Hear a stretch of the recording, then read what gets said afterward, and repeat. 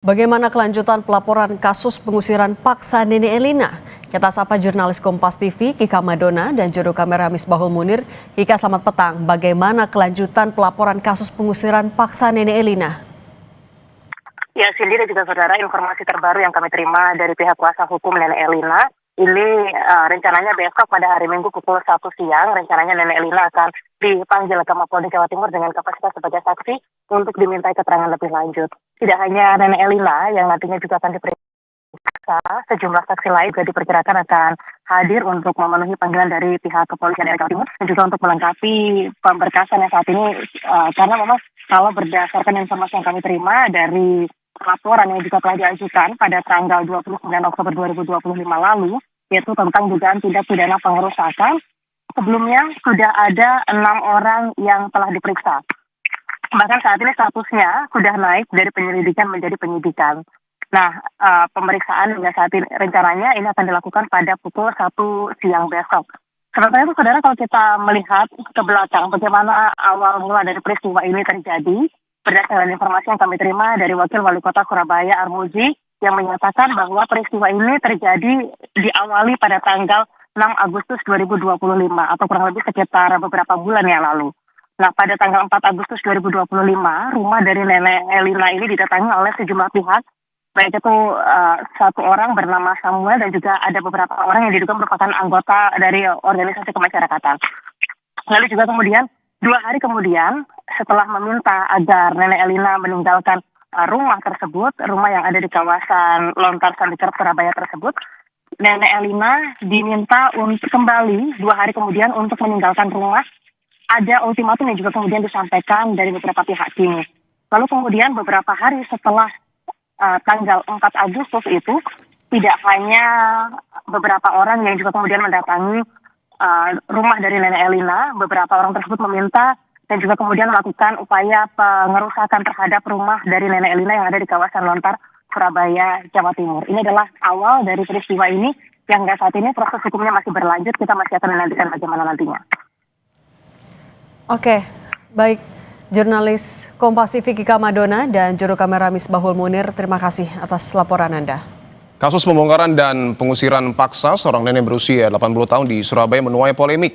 Siapa yang harus lebih dahulu diperiksa dalam kasus ini? Kami akan membahasnya dengan Guru Besar Hukum Pidana Universitas Pelita Harapan, ada Prof. Jamin Ginting. Prof. Jamin, selamat petang. Selamat petang, Mas. Baik, Prof. Jamin, bahwa tadi informasi dari jurnalis Kompas TV yang ada di Surabaya menyebutkan bahwa kasus Nene Elina ini sudah naik ke tahap penyidikan. Saya ingin minta tanggapan Anda terkait hal ini. Ya, tentu kalau kita bicara terkait dengan eksekusi, harus yang melakukan itu adalah para pengadilan yang disebut sebagai jurusita di pengadilan. Karena berdasarkan putusan pengadilan yang telah mempunyai kekuatan hukum tetap, di mana putusan pengadilan itu harus di-unmanning. Unmanning artinya orang yang menempati atau yang menguasai secara fisik rumah dan tanah tersebut sudah diberikan peringatan, tetapi tidak mau dengan secara sukarela meninggalkan tempat yang sudah diperingatkan. Maka pengadilan akan melakukan yang namanya sita eksekusi. Nah, dalam sita eksekusi tersebut, pengadilan tidak pernah menyertakan ormas. Dia selalu mengkoordinasikan dengan aparat penegak hukum, bisa dengan kepolisian yang akan dibantu dan didukung oleh kepolisian dan TNI. Begitu kalau memang sangat berbahaya begitu bagi keamanan. Jadi upaya terhadap eksekusi yang berdasarkan putusan pengadilan yang telah mempunyai kekuatan hukum tetap tidak pernah dilakukan oleh ormas, Mas. Maka kalau ada ormas yang melaksanakan eksekusi, ini ilegal menurut saya. Oke. Sehingga itu bisa dikenakan pemidanaan. Oke, artinya yang berhak untuk kemudian melakukan tindakan terkait misalnya sengketa adalah pengadilan, yaitu jurusita, bisa dibantu dengan APH. Tapi dalam faktanya yang kemudian melakukan adalah lawan sengketanya. Ini bisa dikatakan ilegal seperti yang tadi Anda sebutkan, Prof. Jamin? Ya, tentu karena harus di luar dari ketentuan aturan hukum yang benar ya. Kalau dilihat dari konteks ini, ormas itu adalah kita lihat nanti apakah dia disuruh atau mendapatkan kuasa dari orang yang sebenarnya mengaku sebagai pemilik hak yang sah, ya, kalaupun memang sudah ada kekuatan hukum tetap, tapi tidak bisa melakukan eksekusi sendiri, ya, tanpa berkoordinasi dan menyerahkan kewenangan itu kepada pihak pengadilan. Nah, kalau seperti ini, maka ini bisa nanti dikenakan pidana pengerusakan terhadap barang. Nah, kalau nanti dianggap itu barang terdiri sendiri yang dirusak, tetapi itu belum dilaksanakan secara benar, ya. Jadi perbuatan itu dilakukan secara melawan hukum. Nah, kalau demikian nanti pembongkaran dan itu dianggap tidak sah dan bisa dikatakan itu juga dapat merusak, artinya melakukan penganiayaan, ya. Kalau nanti memang bisa dibuktikan adanya keberatan ataupun adanya luka atau cedera ringan yang dialami oleh orang yang ada di situ atau kehilangan, ya, kehilangan barang atau benda yang ada di situ tadi yang sudah disebutkan dalam media. Oke, bahwa dalam proses penyidikan besok rencananya polisi akan memeriksa pihak-pihak yang kemudian diduga terkait. Menurut Anda siapa pihak yang paling pertama harus diperiksa oleh polisi dalam tahap penyidikan ini? Ya, tentu yang physical dader atau pelaku langsung, yaitu pihak-pihak yang membongkar rumah tersebut, yang merusak barang tersebut atau mengambil barang-barang yang bukan miliknya. Bisa dengan pasal pencurian, bisa penganiayaan, atau juga pengerusakan terhadap barang orang tersebut, ya, atau benda tersebut.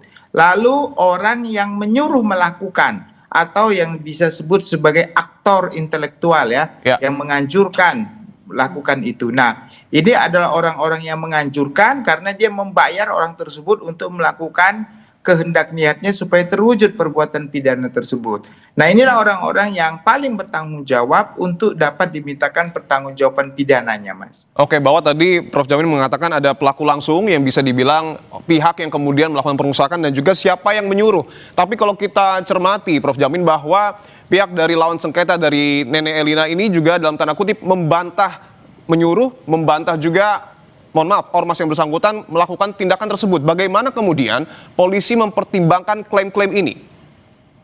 Ya, tentu polisi sudah melakukan penyidikan, artinya sudah ditingkatkan, ya, status penyelidikan ke penyidikan. Itu artinya sudah memperoleh 2 alat bukti yang cukup, ya. Dengan adanya bukti, contohnya tadi ada rumah yang dihancurkan, ada barang-barang yang hilang, ya, dan orang-orang terekam video. Tadi ada kita lihat dia menyeret atau tadi menyuruh keluar, ya, ibu-ibu tersebut. Nah, ini kan supaya terang benerang bahwa ini sebagai bukti yang sah untuk meningkatkan status dari penyelidikan ke penyidikannya, begitu. Oke, hukuman apa, Prof. Jamin, yang kiranya paling tepat untuk kemudian memberikan efek jera kepada terduga pelaku? Ya, tentu kita negara hukum tidak boleh main hakim sendiri dalam menjalankan fungsi dan tugas eksekusi terhadap sengketa pengadilan, harus diserahkan kepada pihak yang berwenang, jurusita pengadilan di mana benda ataupun benda tersebut berada, ya, ataupun tanah dan bangunan itu berada. Kita nggak bisa. Nah, waktu kita melakukan segala sesuatu yang bertentangan dengan hak orang lain, yang mengakibatkan kerusakan, mengakibatkan hilang, ada pasal-pasal pidana yang diberikan sanksi kepada pelakunya, baik pelaku langsung maupun orang yang menganjurkan atau menyuruh melakukan itu. Begitu, Mas. Oke, bahwa ada sanksi pidana yang jelas dapat dilekatkan pada terduga pelaku yang melakukan pengeroyokan ataupun pengerusakan bahkan penghilangan. Baik, terima kasih Guru Besar Hukum Pidana Universitas Pelita Harapan, Prof. Jamin Ginting telah bergabung di Kompas Petang.